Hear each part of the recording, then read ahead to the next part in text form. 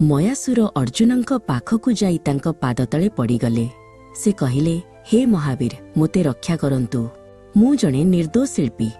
ଅର୍ଜୁନଙ୍କ ମନରେ ଦୟା ଆସିଲା। ସେ ନିଜର ଧନୁ ତଳକୁ କଲେ ଏବଂ ଅଗ୍ନିଦେବଙ୍କୁ ଅନୁରୋଧ କଲେ ଯେପରି ସେ ମୟାସୁରଙ୍କୁ କିଛି ନ କରନ୍ତି। ଜୀବନ ଦାନ ପାଇଁ ମୟାସୁର ବହୁତ ଖୁସି ହେଲେ। ସେ ଶ୍ରୀକୃଷ୍ଣଙ୍କ ପାଖକୁ ଯାଇ କହିଲେ, ଆପଣମାନେ ମୋତେ ବଞ୍ଚାଇଛନ୍ତି, ବଦଳରେ ମୁଁ ଆପଣଙ୍କ ପାଇଁ କିଛି କରିବାକୁ ଚାହୁଁଛି। ମୁଁ ଜଣେ ମାୟାବୀ ଶିଳ୍ପୀ।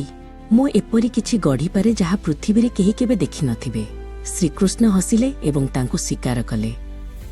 ଶ୍ରୀକୃଷ୍ଣଙ୍କ ପରାମର୍ଶ କ୍ରମେ ମୟାସୁର ପାଣ୍ଡବମାନଙ୍କ ପାଇଁ ଏକ ଅଦ୍ଭୁତ ପ୍ରାସାଦ ତିଆରି କରିବାକୁ ସ୍ଥିର କଲେ। ସେ ଜଙ୍ଗଲର ଶାନ୍ତ କୋଣରେ ବସି ନିଜର ମାୟାବିଦ୍ୟା ବ୍ୟବହାର କରି ଏକ ମାନଚିତ୍ର ପ୍ରସ୍ତୁତ କଲେ। ତାଙ୍କ ମନରେ ସୁନା, ହୀରା ଏବଂ ବିଭିନ୍ନ ରତ୍ନର କାମ କରିବା ପାଇଁ ଅନେକ ଯୋଜନା ଥିଲା।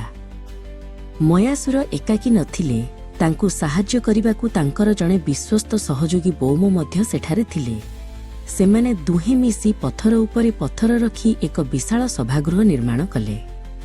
ଏହା ଏପରି ଥିଲା ଯେ ଯେଉଁଠି ପାଣି ଥିଲା ସେଠାରେ ସ୍ଥଳ ପରି ଦେଖାଯାଉଥିଲା ଏବଂ ଯେଉଁଠି ସ୍ଥଳ ଥିଲା ସେଠାରେ ପାଣି ଭ୍ରମ ସୃଷ୍ଟି ହେଉଥିଲା। ଶେଷରେ ପ୍ରସ୍ତୁତ ହେଲା ମାୟା ସଭା। ଏହାର ଚମକ ଦେଖି ଅର୍ଜୁନ ଆଶ୍ଚର୍ଯ୍ୟ ହୋଇଗଲେ। ମୟାସୁର ଅର୍ଜୁନଙ୍କୁ ସଭାଗୃହ ଭିତରକୁ ନେଇ ଦେଖାଇଲେ। ଅର୍ଜୁନ ବୁଝିପାରିଲେ ଯେ ଦୟା ଏବଂ କ୍ଷମା ଦ୍ୱାରା ଜଣେ ଶତ୍ରୁକୁ ମଧ୍ୟ ପରମ ବନ୍ଧୁ କରାଯାଇପାରେ। ଏହି ସଭାଗୃହ ପୃଥିବୀର ଅଷ୍ଟମ ଆଶ୍ଚର୍ଯ୍ୟ ଭାବେ ପରିଗଣିତ ହେଲା।